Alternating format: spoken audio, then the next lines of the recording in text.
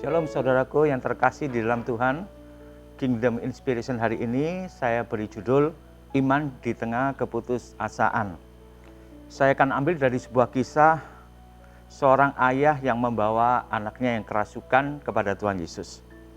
Markus pasal 9 ayat 18 sampai 26. Saya akan bacakan. Kata seorang dari orang banyak itu, "Guru, anakku ini kubawa kepadamu karena ia kerasukan roh yang membisukan dia. Dan setiap kali roh itu menyerang dia, roh itu membantingkannya ke tanah, lalu mulutnya berbusa, giginya bekertakan dan tubuhnya menjadi kejang. Aku sudah meminta kepada murid-muridmu supaya mereka mengusir roh itu, tetapi mereka tidak dapat." Maka kata Yesus kepada mereka, "Hai kamu angkatan yang tidak percaya, berapa lama lagi aku harus tinggal di antara kamu?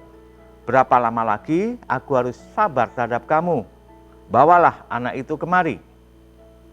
Lalu mereka membawanya kepadanya.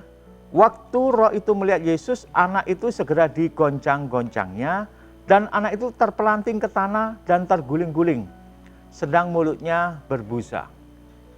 Lalu Yesus bertanya kepada ayah anak itu, "Sudah berapa lama ia mengalami ini?" Jawabnya, "Sejak masa kecilnya.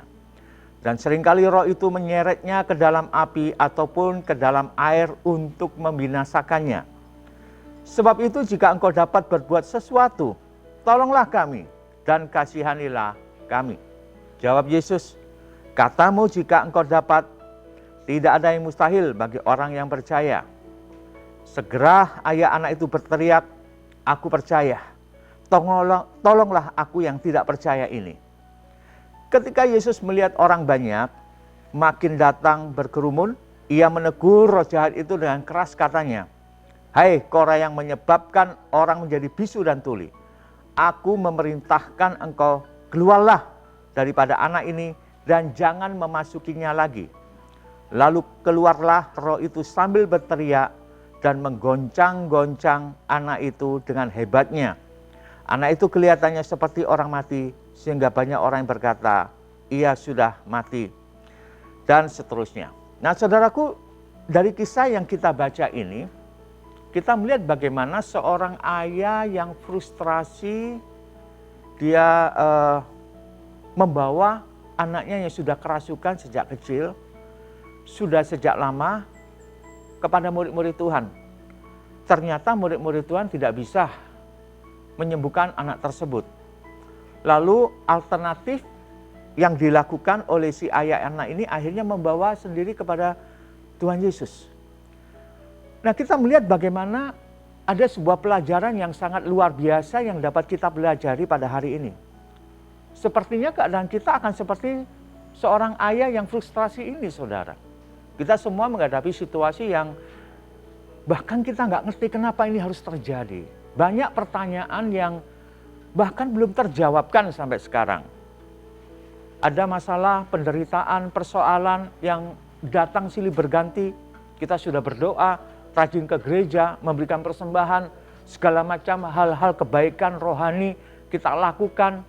Tetapi sepertinya tidak mengubah keadaan. Kita terpuruk di dalam sebuah keputusasaan, di dalam sebuah kefrustasian, sehingga kita sering bertanya, kenapa ini menimpa saya dan terjadi kepada saya. Nah, ayah yang datang membawa anaknya yang kerasukan ini mengalami hal yang mirip dengan apa yang sedang kita hadapi. Dalam keadaan stres dan frustrasi karena anaknya sering kerasukan, bahkan roh itu berniat untuk membunuh anak tersebut.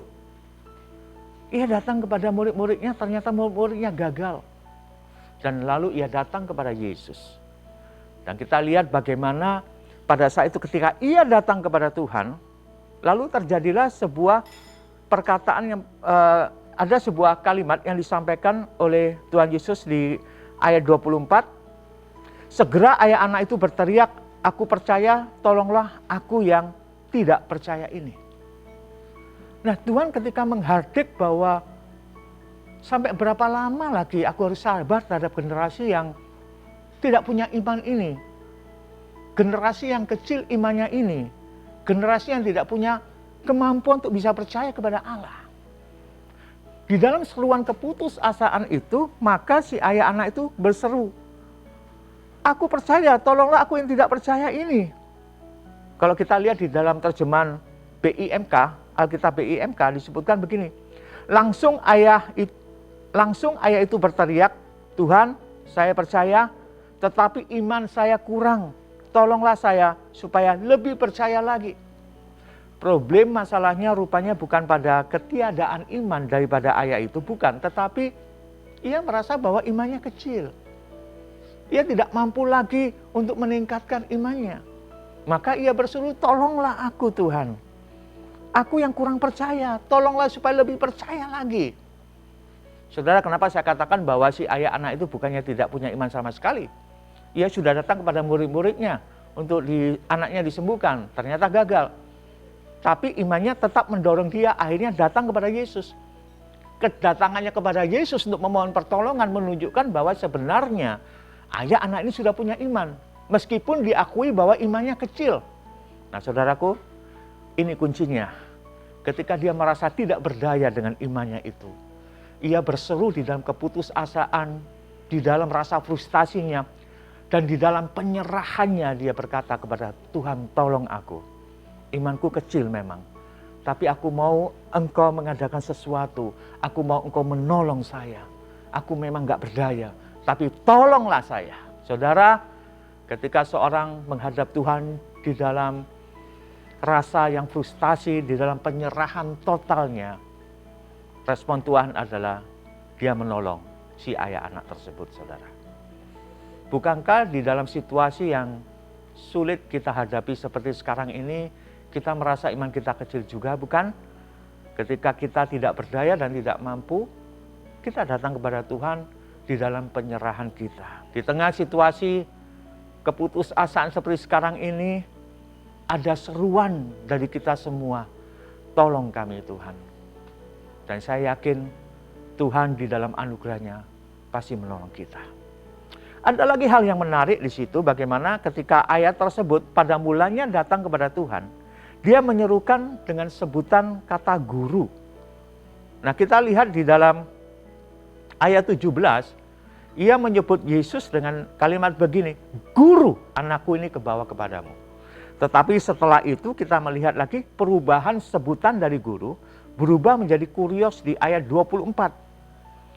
Ayah anak itu berteriak, "Aku percaya." Tidak terlalu jelas di dalam terjemahan baru, tapi dalam LIT, terjemahan literal, ya, di dalam terjemahan literal disebutkan begini, "Dan sambil berseru, segera ayah anak kecil itu berkata dengan linangan air mata, 'Aku percaya, ya Tuhan, tolonglah ketidakpercayaanku ini.'"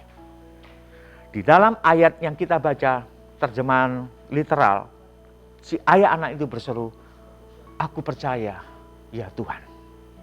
Nah kita melihat perubahan dari sebutan guru ke Tuhan menunjukkan bahwa ketika ia mengalami interaksi pertemuan dengan Tuhan, ketika ia mengalami perjumpaan dengan Tuhan, ia menyadari bahwa di hadapannya bukan sekedar seorang guru biasa, tapi dia adalah kurios, dia adalah Tuhan. Artinya ayah anak ini mengakui otoritas daripada pribadi yang ada di depannya, bukan sekedar guru biasa, tapi seorang pribadi yang punya otoritas, punya kemampuan untuk menolong dia. Nah, baiklah kita melakukan hal yang sama.